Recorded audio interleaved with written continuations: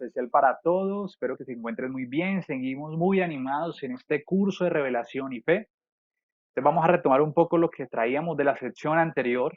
Recordamos que decíamos que después de lo estudiado en el Antiguo Testamento, en el Nuevo Testamento, de todo lo que eh, pudimos recoger desde los libros, desde Pablo, desde los apóstoles, la iglesia empieza a estructurarse de una mejor manera.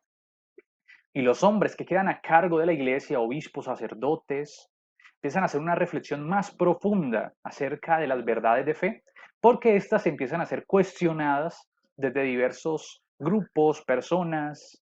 Entonces, hay una exigencia mayor, porque ya no basta solo con anunciar, sino que ya hay que profundizar más en lo que Cristo dijo y en lo que los apóstoles transmitieron, para poder responder a todos estos diferentes pensamientos, modos de ver la fe, cuestionamientos, herejías.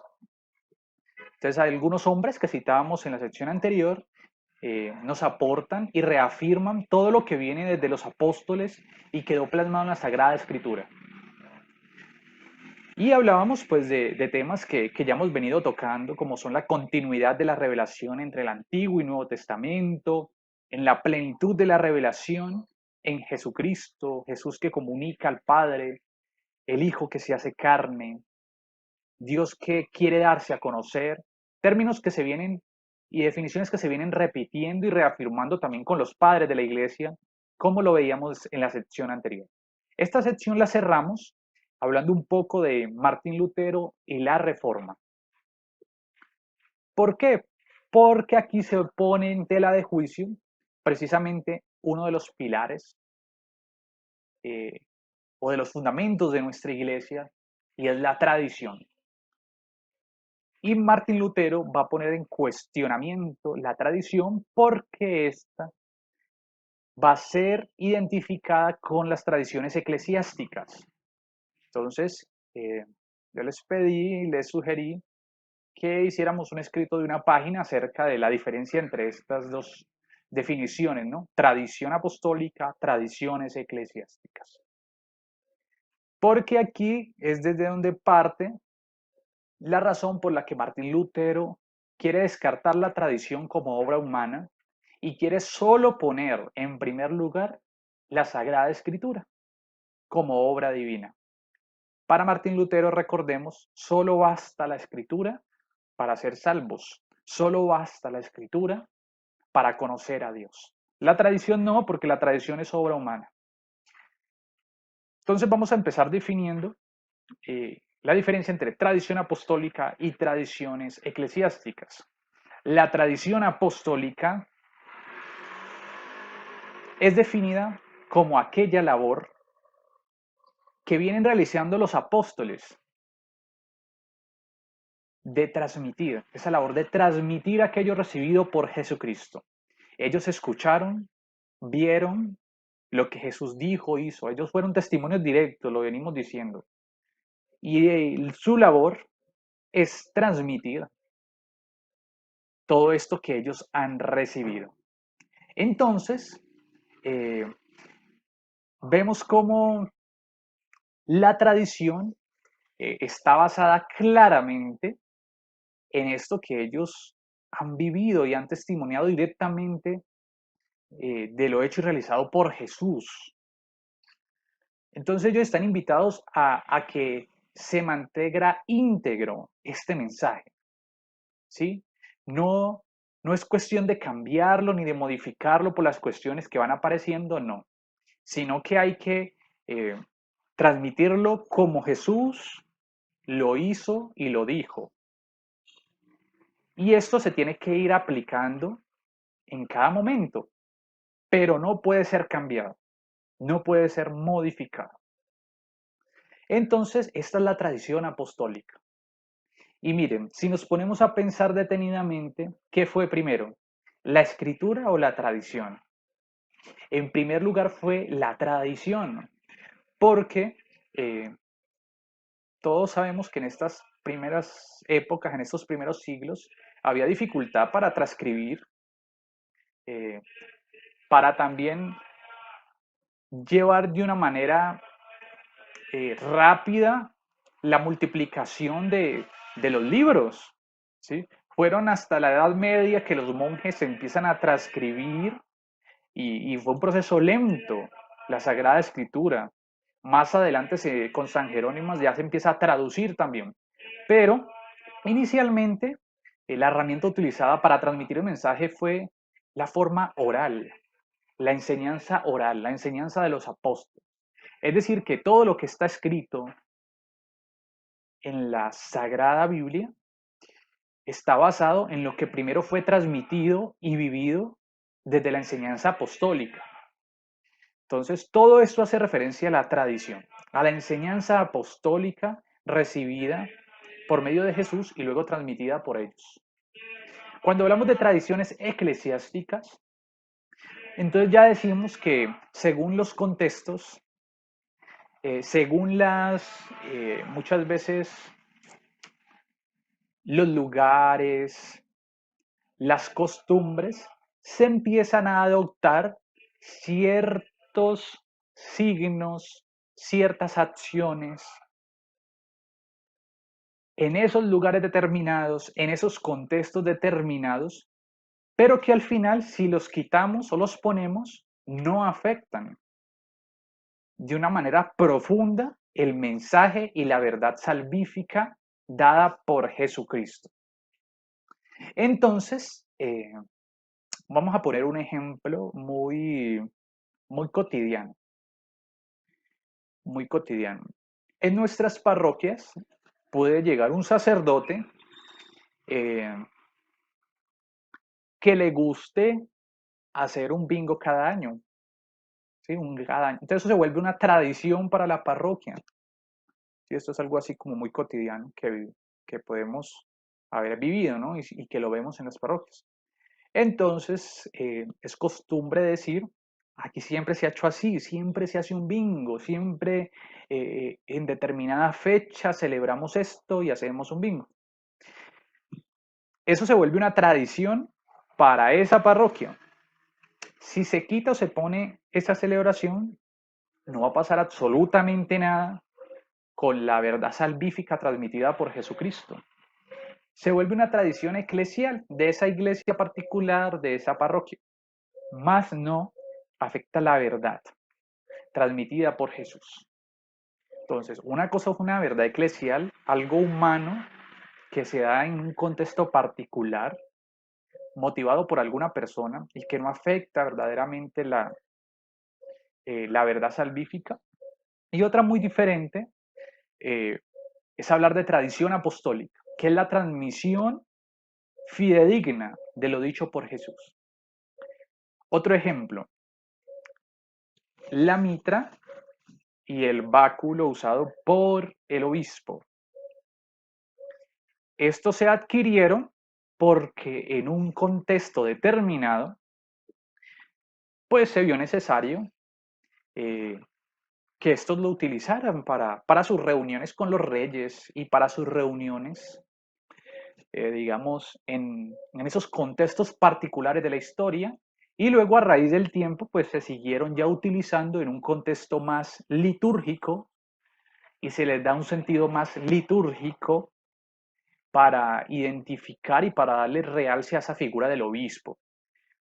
Pero en el momento en que el obispo no se ponga más la mitra y no la utilice y no utilice más el báculo, esto no va a afectar la tradición que viene desde los apóstoles ni de la verdad que ellos transmitieron. Entonces, esto de la utilización del báculo y de la mitra, que viene desde un contexto determinado, es algo un poco más humano, referente a lo vivido en ese momento, pero que no afecta lo recibido desde los apóstoles y la transmisión del mensaje. Es otro ejemplo también que se puede como poner allí. Espero pues que haya quedado un poco claro, si no, tratamos de ir solucionando estas inquietudes.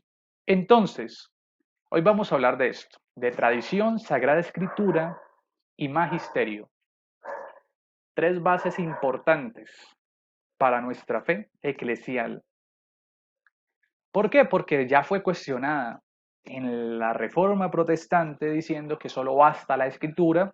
Incluso hay muchos creyentes católicos que de lo que yo dije la vez pasada pueden que se hayan quedado pensando y dando razón a ello, diciendo, sí, mire, todo, si yo todo lo puedo conseguir en la escritura, pues no necesito de nada más. Y eso es erróneo. ¿Por qué es erróneo? Entonces, en primer lugar, por lo que decía ahora, primero fue la tradición que la escritura. Primero hubo una experiencia. Primero los apóstoles fueron, predicaron, comunicaron, se formaron las comunidades, vivieron la fe. Primero una experiencia de fe y tiempo después se escribe. Entonces vemos cómo la tradición es importante, porque la escritura está basada en la tradición, en lo que ya se ha dicho y predicado, y lo que se ha vivido también, en la experiencia. Y en esto nos va a aportar mucho el Concilio Vaticano II. Entonces los invito, esta tarea sí va a ser algo muy personal, a que leamos la Dei Verbum del Concilio Vaticano II. Si es posible, eh, podríamos detener aquí esta sección, leerla y luego continuar. Si no, pues veamos toda la sección completa y luego les dejo esa tarea de que leamos la Dei Verbum, porque esto nos va a ayudar a comprender mucho estos temas de cómo se da la revelación por medio de la tradición, de la escritura y del magisterio, y aquí vamos a hacer énfasis solamente en algunos puntos de este texto de la Dei Verbum. Entonces, para eso vamos a iniciar con el numeral número 7 de la Dei Verbum, ¿sí? Y este dice lo siguiente: dispuso Dios benignamente que todo lo que había revelado para la salvación de los hombres permaneciera íntegro para siempre y se fuera transmitiendo a todas las generaciones. Entonces, Dios quiere que todo lo que Él reveló permanezca íntegro, no se cambie, pero que sea transmitido. Por ello, Cristo, Señor, en quien se consuma la revelación total de Dios sumo, Cristo, revelación plena, como lo hemos venido diciendo, mandó a los apóstoles que predicaran a todos los hombres el Evangelio, comunicándoles los dones divinos. Entonces, Dios se revela por medio del Hijo en la persona de Cristo. Los testigos directos son los apóstoles y estos apóstoles van y transmiten al mundo entero el Evangelio. Y este Evangelio, prometido antes por los profetas, lo completó él y lo promulgó con su propia boca, como fuente de toda la verdad salvadora y de la ordenación de las costumbres, lo cual fue realizado fielmente, tanto por los apóstoles que en la predicación oral comunicaron con ejemplos e instituciones lo que había recibido por la palabra, por la convivencia y por las obras de Cristo, o habían aprendido por la inspiración del Espíritu Santo, como por aquellos apóstoles y varones apostólicos que bajo la inspiración del mismo Espíritu escribieron el mensaje de la salvación. Entonces, mire, vemos, aquí nos está contando la Dei Verbum cómo se ha dado ese proceso, ¿no? De una manera resumida, se ha dado ese proceso de transmisión, cómo los mismos apóstoles van transmitiendo bajo la guía del Espíritu Santo todo lo que han recibido. Sigue aquí el numeral 7. Más para que el Evangelio se conservara constantemente íntegro y vivo en la iglesia, los apóstoles dejaron como sucesores suyos a los obispos, entregándoles su propio cargo del magisterio.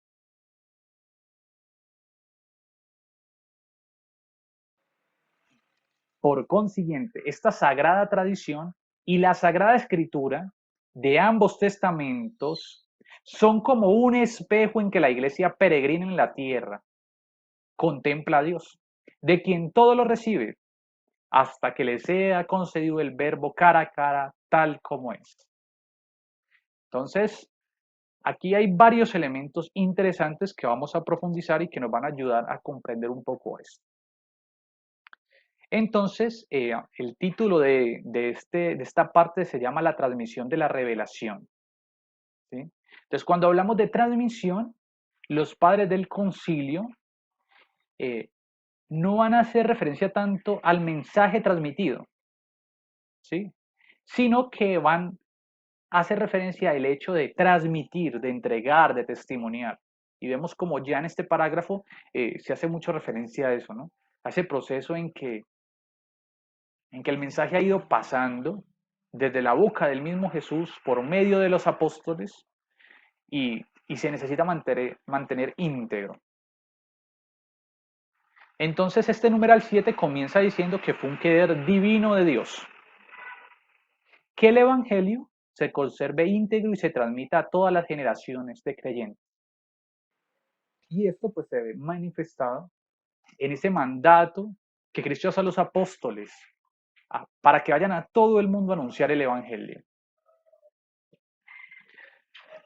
También podemos decir que los apóstoles no anunciaron solamente las palabras de Cristo, sino también el ejemplo de su vida y las instituciones que él dejó para la comunidad creyentes. Cuando hablo de instituciones, hago referencia al culto, a las enseñanzas de tipo moral, a los sacramentos. Todo esto lo fueron enseñando también los apóstoles.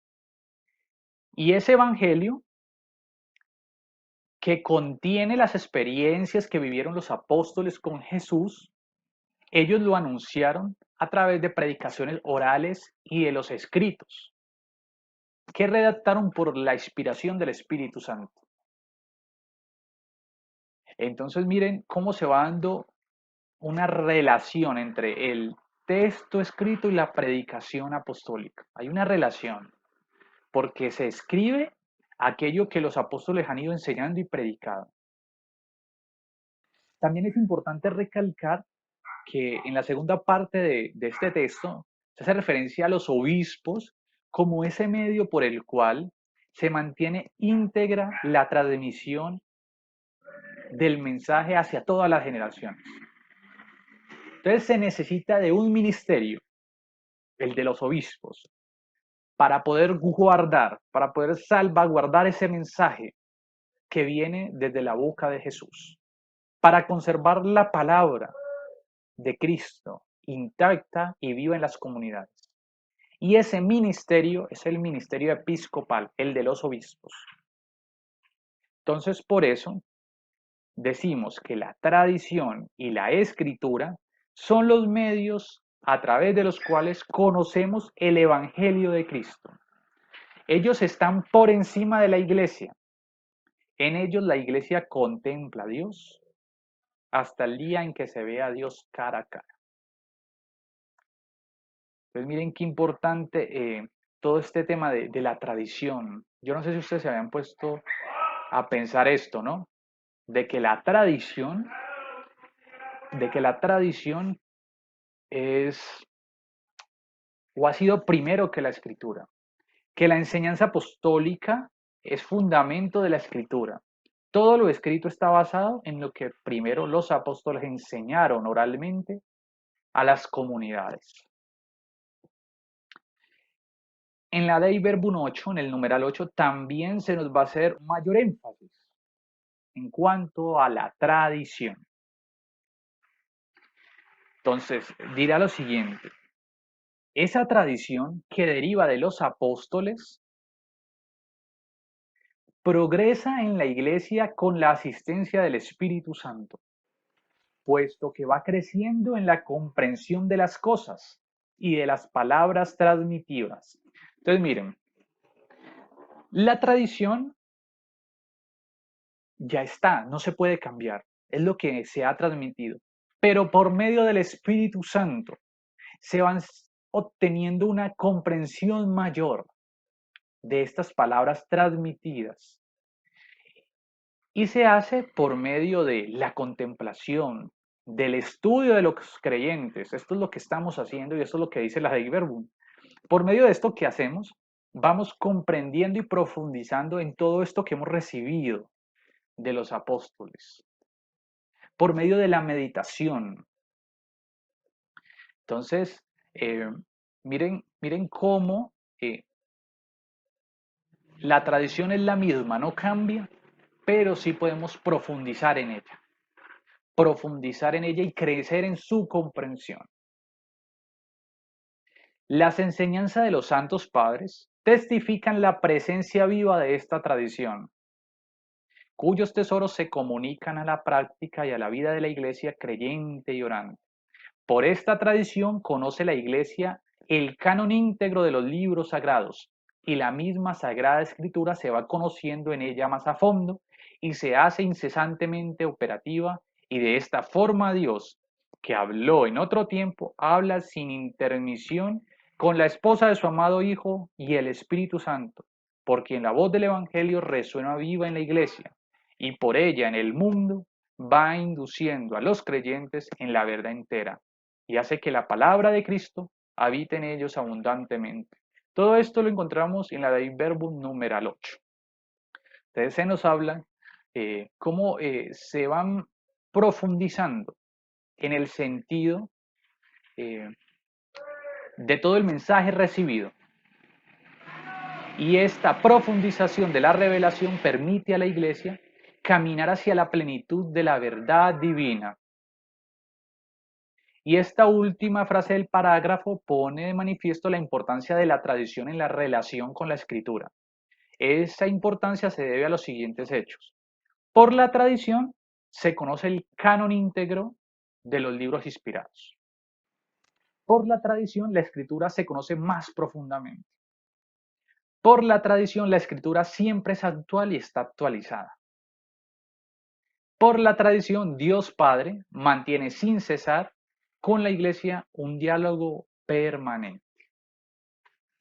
Entonces, bueno, nos hemos adentrado un poco más, hemos ido adentrando un poco más en este tema de la tradición y de la Sagrada Escritura. Para ir terminando, entonces vamos a citar el número 9 de la Dei Verbum. Mire que por eso es importante leerla. Porque aquí nos hablan de la relación entre tradición y la Sagrada Escritura, y nos dice que la Sagrada Escritura y la Sagrada Tradición están íntimamente unidas y compenetradas, porque ambas surgen de la misma fuente divina, tienen un mismo fin, debido a que la Sagrada Escritura es la palabra de Dios en cuanto se consigna por escrito bajo la inspiración del Espíritu Santo, y la Sagrada Tradición transmite íntegramente a los sucesores de los apóstoles la palabra de Dios, a ellos confiada por Cristo Señor y por el Espíritu Santo. Por eso han de recibir y venerar ambas con un mismo espíritu de piedad. Entonces, ambas vienen de la misma fuente y llevan al mismo fin. Por eso están íntimamente unidas. Entonces, bueno, con esto vamos cerrando este tema de tradición y escritura. Luego vamos a seguir profundizando un poco más ya en el tema del magisterio. Pero entonces miren qué importante este tema de la tradición y de la escritura. Entonces, bueno, que Dios los bendiga. Como siempre, tratemos de, basado en lo que hemos ido tomando apuntes, al final realizar un escrito. Esto nos ayudará pues, a ir viendo si realmente comprendimos o no el tema dado. Y bueno, los invito para que leamos la Dei Verbum. Leámosla y también saquemos algunas ideas y las copiemos allí en ese escrito que vamos a realizar. Bueno, que Dios los bendiga y que tengan un buen día.